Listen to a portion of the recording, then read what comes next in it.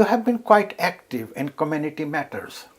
Yes, I've been since the 1990s. I've been active with this voluntary work, community work, and I was involved with certain organizations like the Harrow Anti-Racist Alliance, HPCCG, the watchdog for the police, the Harrow Asian Multicultural Association, and also with the Harrow Equality Center, and Hate Crime Forum, and also Black History Month, and also was a member of the Voluntary Sector Forum.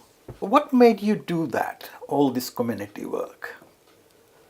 Because of, I wanted to pay back something to the community, because unless we do some voluntary work for the community and raise awareness of their rights and what they can, what they can fight for or can stand for, then I think that I was doing my part, contributing to the community. Authorities tend to engage communities, for example, through consultations. Yeah.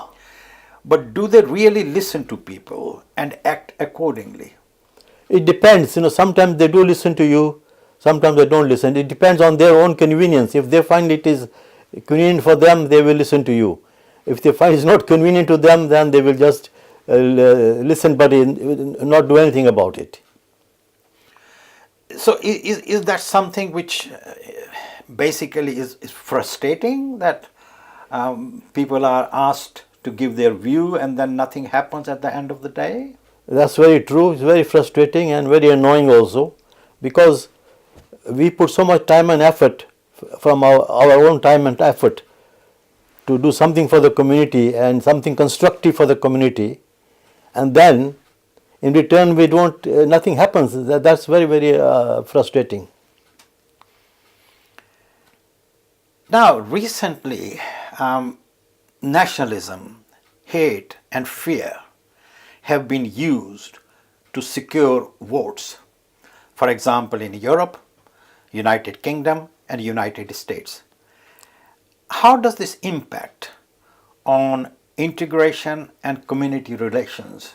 Well, it doesn't do well for it, because that causes more division, more hate, more misunderstanding between the communities. So that is definitely a negative side of it. It doesn't help at all in promoting community cohesion or cooperation and understanding. You took quite active part in EU referendum. You had views about it. Taking that example, EU referendum, what are your recollections? What do you think did go well, and what did not go well?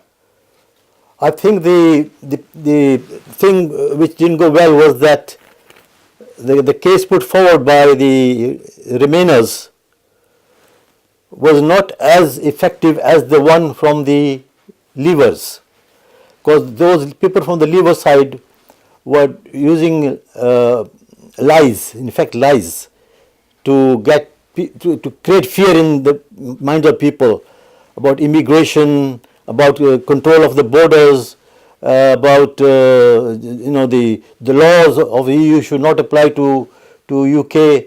So all these things worked against the Remainers. I think the immigration has been sort of vilified by the people from Brexit. Another sort of divisive approach by politicians, normally in marginal constituencies, is that they pick up some international issues, for example, relating to India, Pakistan, relating to Israel and Palestine, basically to generate votes. Now, that is another factor which many people feel is divisive, and in the long run that doesn't help community relations. How do you see it? That's very true. It's very divisive, and it's causing a lot of rupture in the communities, especially as you mentioned about the Palestine and Israel and India and Pakistan. So these things are sort of detrimental to the people working together, staying together and cooperating with each other. So I think these things were definitely divisive. There's no question about it. You have been parliamentary candidate. Do you think that some years back the approach to the local elections, council elections or parliament election was more fair and more honest compared to what it is now? No, they were not honest and fair because, as far as the minority community are concerned, they were not given a fair deal. They were always given the non-target seats to fight. When they knew they selected their own people for the target seats, and anybody from the minority community were given the ones which they knew were non-target and they will not win. So I think that was not fair at all. No, that is my experience when I went through it. Coming to the local situation, Harrow, how do you see Harrow Council working at present? Well, Harrow Council, they are doing their best, I think, at the moment, but problem is that the funding, because of these austerity programs and the cutting down of the funds, is making it difficult for the council to provide all the services that are required. So I think they are trying their best, but I think people are not very happy with that. Apart from the funding side of it, in practical sense, as the council works, both administration and opposition are important. Are they playing, for example, opposition, are they playing their part as effectively as perhaps they should have? No. The opposition, they are just sort of what you call pinpricking things, saying, oh, this is wrong. They never say anything that happens in the council, they oppose. Just for the sake of opposing, nothing else, just for the sake of opposing, they will oppose anything that the council brings up. And that is a very, very negative attitude. I think that is deplorable, definitely deplorable. You said about minorities and minorities communities. Now, Harrow is a very diverse borough. Are they doing as well as they perhaps should have, or are they still underrepresented in some areas? Definitely the minorities are underrepresented, there's no question about it. There is discrimination, there's no question about it. There is racism, whether it is direct or indirect, it is there.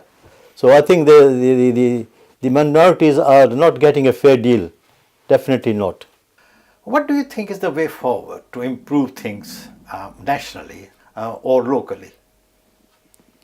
I think the main thing is that we should create more harmony within the communities. We should work together as a team, as one community.